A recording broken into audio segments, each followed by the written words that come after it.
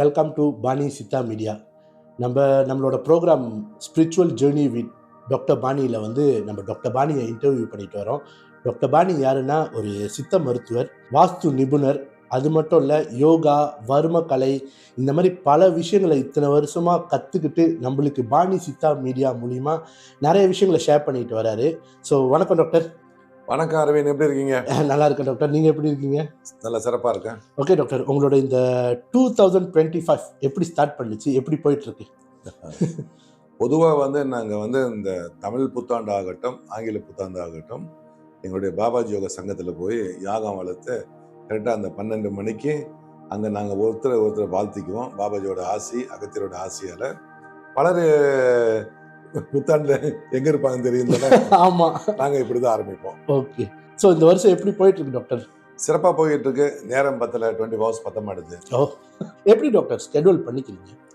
பொதுவாக எப்போதுமே என்னுடைய குரு, யோக குரு ப்ரொஃபஸர் டாக்டர் யோகி ராமையா, அவர் என்ன பண்ணுவார், இப்போ 2025 2030 என்ன பண்ணணும்னு இப்பயே அது ஷெடியூல் போட்டுருவார், டைம் டேபிள், அட்டவணை போட்டுருவார். அதை நான் 21 வருஷத்துக்கு முன்னே அவர்கிட்ட கற்றுக்கிட்டேன். அட்டவணை போட்டு எடுத்து செஞ்சுக்கிட்டு இருக்கு. ஸோ அப்படிதான் உங்களோட டேஸை பிளான் பண்ணுறீங்க. அது மட்டும் இல்லை, நம்மளோட ப்ரோக்ராமில் பார்த்தீங்கன்னா ஒவ்வொரு எபிசோட்லையும் நம்ம மருத்துவ குறிப்பு நம்ம டாக்டர் கொடுத்துக்கிட்டு இருக்காரு. ஸோ இந்த மருத்துவ குறிப்பை பார்த்துட்டு நம்மளோட ப்ரோக்ராம்குள்ளே போகலாம். வணக்கம், நான் வைத்தியர் பாணி பேசுகிறேன். ஒவ்வொரு வீட்லேயும் இருக்க வேண்டிய ஒரு முக்கியமான ஒரு வைத்திய குறிப்பு, அதாவது வாய்வு. இதுதான் முக்கியமாக. நீங்கள் சித்த வைத்தியத்தில் வாத, பித்த, கபம் சொல்லுவோமா இல்லைங்களா? அதே போல் வாதம்னா காற்று. சில பேருக்கு வயிறு உப்பிக்கும், முதுகில் பிடிப்பு வரும், சில பேருக்கு கால்லாம் கிரயமாக போகும். எது வந்தாலும் நோய் எதிர்ப்பு சக்தி அதிகரிக்க, சாப்பாடு நல்ல ஜீரணமாக, உங்களுக்கு சளி தொல்லை, இந்த கபமெல்லாம் நீங்கள் இன்னும் எவ்வளோ சொல்லிட்டு போகலாம். இது துணை மருந்தாக கூட பயன்படுத்துவாங்க. பேர் திரிகடுகு. இது நான் வச்ச பேர் சுமதி. இதில் என்னன்னு சொன்னால், திரிகடுகம் அப்படின்னு சொன்னால் சுக்கு, மிளகு, திப்பிலி, இதை திரிகடுகுன்னு சொல்லுவாங்க, திரிகடுகுன்னு கூட சொல்லுவாங்க. நான் வச்ச பேர் சுமதி. சுக்கு, மிளகு, திப்பிலி. சுக்கை வாங்கிட்டு வாங்க, ஒரு 150 கிராம். தோலை நல்லா சுரண்டி எடுத்துருங்க, அவ்வளோதான். நல்லா இடித்து அதை அரைச்சி சளிச்சு எடுத்து ஒரு 100 கிராம் வச்சுக்கோங்க. அதே போல் மிளகு, இதை கொண்டு வாங்க, கழுவி காய போட்டு சட்டையில் போட்டு லேசாக வாசனை கிளம்ப வறுத்து எடுத்துக்கோங்க. அவ்வளோ அதிகமாக போட்டு வறுத்தீங்கன்னா அது பொசுங்கி போயிடும். அதுக்கப்புறம் அதை அரைச்சிக்கங்க, நல்லா சளிச்சிடுங்க, 100 கிராம். அதுக்கப்புறம் அரிசி திப்பிலி. திப்பிலியில் பல வகை உண்டு. முறுக்கு திப்பிலி இருக்குது, கண்ட திப்பிலி இருக்குது, அரிசி திப்பிலி, யானை திப்பிலி இருக்குது. நமக்கு அரிசி திப்பிலி இப்படி உடச்சிங்கன்னா நீட்டி குச்சியாக நீட்டாக இருக்கும். இப்படி கையில் வச்சு அழுத்துனீங்கன்னா அரிசி மாதிரி கொட்டும். அதனால் அரிசி திப்பிலி நல்ல காரம் உடையது. அது கபத்தை போகக்கூடியது, வாயுவெல்லாம் போகக்கூடியது, நோய் எதிர்ப்பு சக்தியை அதிகரிக்கக்கூடியது. அது நல்லா கழுவி காய போட்டு லேசாக உடச்சிட்டு சட்டில் போட்டு லேசாக வாசனை கிளம்ப வறுத்துங்க. சுலபமான இதை நான் சொல்கிறேன். இதை வைத்திய முறைப்படி பக்குவப்படுத்துறது இன்னும் கொஞ்சம் வேறு முறைகள்லாம் உண்டு. இது சுலபமாக வீட்டில் செய்கிறது. அரைச்சி வச்சுக்கோங்க. இதில் ஒரு 100 கிராம், இதில் ஒரு 100 கிராம், இதில் ஒரு 100 கிராம், மூணையும் ஒன்றா சேர்ந்து பிளெண்டர்லேயோ இல்லை பெரிய டப்பாவில் போட்டு நல்லா அப்படி குலுக்குனிங்கன்னா நல்லா ஒன்றாயிரும். இதை அப்படியே எடுத்து வச்சுக்கோங்க. 5.5 பெட்டின்னு ஒன்று வச்சுருப்பாங்க வீட்டில், எல்லா வீட்லேயும். அதில் கூட எடுத்து வச்சுக்கலாம். கொஞ்சமாக எடுத்து வச்சுக்கோ, ஒரு 50 கிராம். இதை எடுத்து அப்படியே டைட் பண்ணி கூடிய குளிர்பதன பெட்டின்னு சொல்லக்கூடிய ஐஸ் பெட்டியில் வச்சுருங்க. அதாவது 1/4 டீஸ்பூன் அளவு, இல்லைன்னா சிட்டிக்கை, குழந்தையாக சிட்டிக்கை, இப்படி இப்போ சிட்டிக்கை எடுத்து தேனில் குழச்சி கொடுங்க. சளி போகும், அதில் வாயு போகும், நல்ல சாப்பாடு ஜீரணமாகும். சில பிள்ளைங்க குளிர்ந்து அவனுக்கெல்லாம் கொடுக்கலாம். நோய் எதிர்ப்பு சக்தி இதில் அதிகரிக்கும். பெரிய ஆள் இருந்தால் 1/4 டீஸ்பூன். பத்தலையா இன்னும் கொஞ்சம் கூட்டிக்கலாம், கூட்டி குறைச்சிக்கலாம், தப்பே எதுவும் பண்ணாது. தினம் சாப்பிட்றவங்க சோத்தில் சும்மா திரிகடி பாருங்க, இதான் 3 கடி, 1 2 3 திரிகடின்னு அப்படி எடுத்து போட்டு சோத்தோடு போட்டு நீங்கள் சாப்பிடலாம். குழந்தைக்கால சிட்டிகை இப்படி அவளுக்கு கொடுக்கலாம். இந்த திரிகடுகம் அல்லது திரிகடுகு, இந்த சுமதி என்று சொல்லக்கூடிய சூரணம் எல்லா காலங்களிலும் பயன்படும். மழை காலங்களில் மிக அதிகமாக இது பயன்படுத்தக்கூடியது. சளி பிடிக்காமல் இருக்க சுக்கு, மிளகு, திப்பிலி என்று சொல்லக்கூடிய திரிகடுகம். டாக்டரை பற்றி நிறைய விஷயங்கள் இப்போ நம்மளுக்கு டெய்லி புது வியூவர்ஸ் வந்துருக்காங்க. டாக்டரோட ப்ரொஃபைல் டீட்டெயில்ஸ் எல்லாம் நம்மளோட டிஸ்கிரிப்ஷனில் இருக்குது. புதுசாக வரவங்க அவர் யாருன்றதை நீங்கள் பார்த்து தெரிஞ்சுக்கலாம். அது மட்டும் இல்லை, எபிசோட் 1 டெக் லிங்க்கும் நான் வந்து நம்மளோட வீடியோவில் கொடுக்குறேன். அதில் தட்டி பார்த்தீங்கன்னா டாக்டரோட ஃபுல் ஹிஸ்டரி, அவரோட பற்றின விஷயங்களை அவர் நிறையா ஃபன்னி மூமெண்ட்ஸ்லாம் ஷேர் பண்ணியிருப்பாரு. அதை பற்றி நீங்களும் நிறைய விஷயங்கள் தெரிஞ்சுக்கலாம். வணக்கம் டாக்டர். நம்ம வணக்கம் அரவிந்த், சொல்லுங்க அரவிந்த். ஓகே டாக்டர், லாஸ்ட் எபிசோடில் நம்ம சித்தர்களை பற்றி பேசி நிப்பாட்டியிருந்தோம். அந்த எபிசோட் இன்னும் எவ்வளோ காலம் போகுது தெரியல, ஏன்னா அந்த அளவுக்கு கேள்விகள் இருக்குது நம்ம சித்தர்களை பற்றி. ஃபர்ஸ்ட் என்ன கேள்வினா டாக்டர், சித்தர்களோட லைஃப் ஸ்டைல் டெய்லி எப்படி ஸ்டார்ட் பண்ணோம், அவங்களோட வாழ்வியல் முறை எப்படி இருக்கும் டாக்டர்? ரைட். இப்போ சித்தர் ஆவறதுக்கு முன்ன உள்ள லைஃப் ஸ்டைல் சொல்கிறேன். சித்தர் ஆன பிறகு நான் யாரையும் பார்த்ததில்லை. ஓகே. சித்தர் அதாவது ஆவறதுக்கு முன்ன இந்த பூத உடலோட இருந்தாங்க. அப்படின்னு சொன்னால் கபன் கபன் கபன் எக்ஸ்ரே பிடிக்கும், ஊசி போட்டால் ஊசி ஏறும். சித்தர் ஆன பிறகு பாபாஜியே சொல்கிறாங்க, எந்த கத்தியும் என்னை வெட்டாதுன்றாரு. ராமலிங்க சுவாமிக்கு வந்து அவர் வெளிச்சம் மேலே பட்டாலும் நிழல் கீழே படாது. அப்ப கபன் இல்லையா அவருக்கு?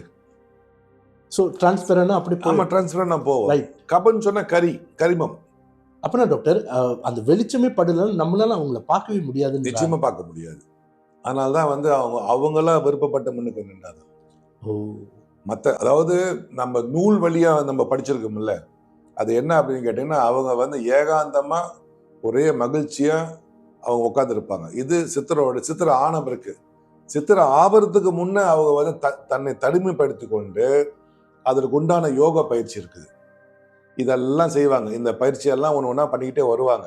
அப்படின்னா ஆசனம் போடுவது, முக்கியமாக பிராணாயாமம் பண்ணுவது, தியானம் பண்ணுவது, மந்திர ஜபம் பண்ணுவது, ஒரு வேலை மட்டும் தான் சாப்பிடுவாங்க. அது அவங்க அந்த கற்ப மருந்துன்னு ஒன்று இருக்குது, முப்பு குரு. இது என்ன அடுத்தடுத்த சப்ஜெக்ட்ல பேசலாம். இதை சாப்பிட ஆரம்பிச்சா தனிமைப்படுத்திக்குவாங்க. மக்களோட கண்மண்ணுக்கு நிற்க மாட்டாங்க. ஏன் நிற்க மாட்டாங்கன்னு சொன்னா போறவரெல்லாம் கேட்பான், ஏன் உடம்பு வந்து இழைச்சி போச்சு, என்ன பண்றீங்க அப்படின்னு கேட்பாரு, ரொம்ப அக்கறை உள்ள ஒரு மாதிரி. இன்னொருத்தர் வந்து கேட்பாரு, உடம்பு சரியில்லாம போச்சோ அப்படின்னு. இன்னொருத்தர் கேட்பாரு வந்துகிட்டு, இனப்படியில் வந்துருச்சா டயபிட்டிஸ், அதான் இப்படி இழைச்சி போயிட்டுன்னு கேட்பாங்க. ஆக ஆளாளுக்கு ஒன்று கேட்பாங்க. ஏன்னா அவங்களோட போக்கு வேற. சித்தன் போக்கு சிவன் போக்குன்னு சொல்லுவாங்க, இவனோட போக்கு வேற. அப்ப இவங்க வந்து இந்த உடம்ப வந்து கற்ப சாதனை பண்ணி அழியாத உடம்ப மாத்திரத்துக்குள்ள முயற்சி பண்ணுவாங்க சித்தர் ஆவறதுக்கு முன்ன. அதான் வந்து ஊன் உடம்பே ஆலயம், வள்ளல் பிறாருக்கு வாய் கோபுர வாசல், தெல்ல தெளிந்தாருக்கு இந்த சீவனை சிவலிங்கம் அப்படின்னு சொன்னாங்க. இந்த உடலை, அதாவது பஞ்சபூதங்களால் அழியக்கூடிய உடலை அழியாத உடலா மாத்துறதுக்குள்ள முயற்சி பண்ணிட்டு இருப்ப அன்றாட வாழ்க்கையில. ஸோ இப்போ ஒரு சித்தர்கள் நம்ம எடுத்துக்கிட்டோம்னா டாக்டர், எவ்வளவு நாளைக்கு இதை ட்ரை பண்ணுவாங்க? 12 வருஷம். 12 வருஷம். ஸோ இதுதான் எல்லாத்துக்கும். அதாவது அவங்களுக்கு வந்து அந்த ரகசியம் தெரிஞ்சிட்ட பிறகு அந்த செய்யக்கூடிய யோக சாதனை, அந்த கற்ப சாதனை 12 வருஷம். அதுக்கு முன்ன 40 ஆண்டு கூட இருக்கலாம். ஆனா எத்தனையோ பிறவியில வந்து வெட்டக்குறை தொட்டக்குறை வந்துகிட்டே நிற்கும். வந்தவொடனே ஒரு நல்ல வந்து அவருக்கு வந்து குரு அமைவாங்க. அதுவும் பூர்வ புண்ணிய பிராப்தம். போன ஜென்மத்துல நீ புண்ணியம் பண்ணியிருந்தனா இந்த ஜென்மத்துல அது வரும் சொல்றாங்கல்ல. அதாவது நம்ம நாட்டுல பேசுவோமா இல்லையா, என்ஜாய் எல்லாம் அப்பா லகி, இதெல்லாம் இருந்தா இந்த சித்தரோட வாழ்க்கைக்கு வர முடியாது. வாழ்க்கை, கட்டுக்கோப்பான வாழ்க்கை. ஆமா, கட்டுக்கோப்பான வாழ்க்கை. நம்மளோட ப்ரோக்ராம் ஆரம்பிக்கிறப்ப எப்படி நம்ம வந்து மருத்துவ குறிப்பு கொடுத்தோமோ, நம்மளோட எண்ட் ஆஃப் த ப்ரோக்ராம் வந்து ஒவ்வொரு வாஸ்து சம்மந்தப்பட்ட குறிப்புகளும் டாக்டர் நம்மளோட நேர்களுக்காக கொடுக்கப்படாது. அதுக்கு வந்து டாக்டர்கிட்ட வந்து கேட்டு தெளிவாக தெரிஞ்சுக்கோ வாஸ்துனா என்ன. டாக்டர், நம்ம வாஸ்து குறிப்பு சொல்கிறவங்களுக்கு வாஸ்துனா என்ன, அதை எப்படி நம்ம புரிஞ்சுக்கிறதுன்னு ரொம்ப எளிமையான முறையில் கொஞ்சம் எக்ஸ்பிளைன் பண்ண முடியுமா டாக்டர்? நிச்சயமா. ஒரு மனித உடல்ல வாத பித்த கபம், அதாவது வலி, அழல், ஐயம். வலின்னா காற்று, அழல்னா பித்தம் சூடு, ஐயம்னா நீர். இது மூணும் சரியா இருந்துச்சா நோய் இல்லை. இதன் மூணுல குறைபாடு இருந்தால் நோய். வசிக்கிற வீட்டுக்கும் அதே போல ஒன்று இருக்கு. இதை வந்து வாஸ்து சாசனம் அப்படின்னு சொன்னாங்க. இதை சீனருக்கு என்ன சொல்றாங்க அப்படின்னு சொன்னா, அது சீனா பிராணன். அதை வந்து ஒரு ட்ராகன் மாதிரி கரெக்டாக இந்த இடத்துல உள்ளே பூந்து அது அப்படியே போய் கரெக்டாக அதனுடைய மகிழ்ச்சியான ஒரு இடம் இல்லை ஹார்மனியான ஒரு இடத்துல அது வெளியாச்சுன்னா அந்த வீடு சுபிட்சமாக இருக்கும், அந்த வீட்டில் பிரச்சனை இருக்க. அது போகிற இடம் நல்ல இடமா இருந்து வெளியாக இடம் வந்து அது இப்போ அந்த இடம் அதாவது ஒரு செவர் இருக்குது, கதவே என்னென்னா அது அங்கேயே சுற்றிக்கிட்டு இருக்கோம், சுற்றிக்கிட்டு கோவப்படும். அந்த கோபத்தின் வெளிப்பாடு தான் அந்த கெட்ட அதிர்வலை அந்த வீட்டை வந்து உள்ளே புகுந்துச்சு. இது வந்து வீடு கப்படி எல்லாத்துக்கும் போகுது. ஒரு ஆறை வந்து உருவாக்குனாங்களா, இந்த தானாக உருவாச்சா? காண இயற்கையை அதே தான் வாஸ்து. அது தானாக இயற்கையாக உருவாகி அது ஓடுது பாருங்கள் ஒரு ஆறு. இது இயற்கை. ஒரு மலையை யாராவது உருவாக்குனாங்களா, அது தானாக வந்தது. ஒரு பள்ளத்தை யாராவது உருவாக்கினா தானாக வந்தது. அதை போல் வாஸ்து சாஸ்திரம் வந்து ஒன்று இருக்குது. அது சித்தருங்க அறிஞ்சு என்ன பண்ண, தலைவாசல் இங்கே வையே, பின்வாசல் இங்கே வையே, இந்த இடத்துல வை, இங்கே ஜன்னலை வை, இங்கே சமையலை வை. அக்னி மூலையில் சமையலை வச்சார். அக்னினா நெருப்பு, அங்கே நெருப்பு எரியணும். ஈசான மூலன்னு ஒன்று இருக்குது, அங்கே தண்ணி இருக்கணும் கண்டிப்பாக. தண்ணி ஓடுற இடம் வடக்கு நோக்கியெல்லாம் ஓடணும், வடக்கு இல்லை வந்து கிழக்கு நோக்கி ஓடணும். இப்போ காந்தாலையிலையும் நீங்கள் பார்த்தீங்கன்னா தெற்குலேருந்து வடக்கு நோக்கி போகும், பார்த்துருக்கீங்களா இல்லையா? இது ஒரு இயற்கை, ஒரு சிஸ்டம் என்று சொல்லக்கூடிய ஒரு நீதியில் இயங்கிக்கிட்டு இருக்கு. அந்த இயற்கையோட நீதியை அறிஞ்சு இயற்கையோடு இசைந்த வாழ்வுன்னு வச்சான் சித்தன். இதுதான் வாஸ்து சாஸ்திரம்னு பேர். இதில் என்ன இருக்கு புரியாததுக்கு ஒன்றுமே புரியாது. இப்போ ஒரு நாய் இருக்கு, ஒரு பொம்மை டிக்குன்னு மணி அடிச்சுட்டு நாய்கிட்ட வந்து கத்திட்டு ஓடும், ஐயோ என்னமோ இருக்கு. அது தெரிஞ்சவொடனே அது என்ன பண்ண, இது பொம்மை, அப்போ தான் அதுக்கு புரிய ஆரம்பிக்கும். சரியா இல்லையா? இது ஒரு ஓமானம். அப்போது என்ன பண்ணாங்கன்னு சொன்னால் வந்து வாஸ்து சாஸ்திரம் என்னன்னு சொன்னால் 4 வகையான ஒரு, அதாவது 5 வகையான ஒரு வீட்டை யாரும் வாங்கக்கூடாதுன்னு சொன்னாங்க. எந்த வீடுன்னு சொன்னால், ஒருத்தர் ஒரு புது வீட்டுக்கு போய் வாழ்க்கை ஃபுல்லாக நோயாளியே இருந்து அந்த நிகழ்ச்சிட்டு போயிட்டான். அப்போ அந்த வீட்டில் உள்ள அதிர்வலை நல்ல அதிர்வலையாக இல்லை. சரியா இல்லைங்களா? அந்த வீடு வாங்காத மீண்டும் வாஸ்து சாஸ்திரம் சொல்லுது. கல்யாணம் என்ற ஒரு வீட்டுக்கு போய் கணவன் மணி பிரித்து போடுறாங்க. அப்போ அந்த வீட்டுக்கு போய் பெருத்த ஒரு பிரச்சனை ஒன்று உருவாயிடுச்சு அந்த வீடு. அடுத்து பார்த்தீங்கன்னா ஒரு வீட்டில் ஒருத்தன் போயிட்டு கடனாளி ஆயிடுறோம். பேங்கராக போய் அந்த வீடு வந்து ஏலத்துக்கு போகுது. அந்த வீட்டை வாங்க வேணான்னு சொன்னாங்க. ஒரு மாந்திரிகவாதி இருந்த வீடு, கெட்டது பண்ணியிருப்பான், நல்லது பண்ணியிருப்பான், இதை பண்ணியிருப்பான். அவன் சொன்ன அந்த அதிர்வலைலாம் செவுத்து மேலே கிடக்கும் மேலேயே. சரியா இல்லையா? அந்த வீட்டை அவனை என்ன ஆகும், அவன் என்னென்ன கெட்டது பண்ணாலும் அதை நம்மக்கிட்ட வந்து ஓட்டிக்கும். அதுக்கப்புறம் தற்கொலை பண்ண வீடு பார்த்தீங்களா? ஒரு வீட்டில் இருந்து ஒருத்தர் மன கஷ்டப்பட்டு தற்கொலை பண்ணுறான்னு சொன்னால் அவருடைய என்ன அதிர்வலைகள்லாம் எங்கே நிற்காது, வீட்டை ஃபுல்லாக வியாபித்து நிற்கும். இந்த 5 வகையான வீட்டை வாங்க வேணான்னு சொன்னாங்க வாஸ்துல.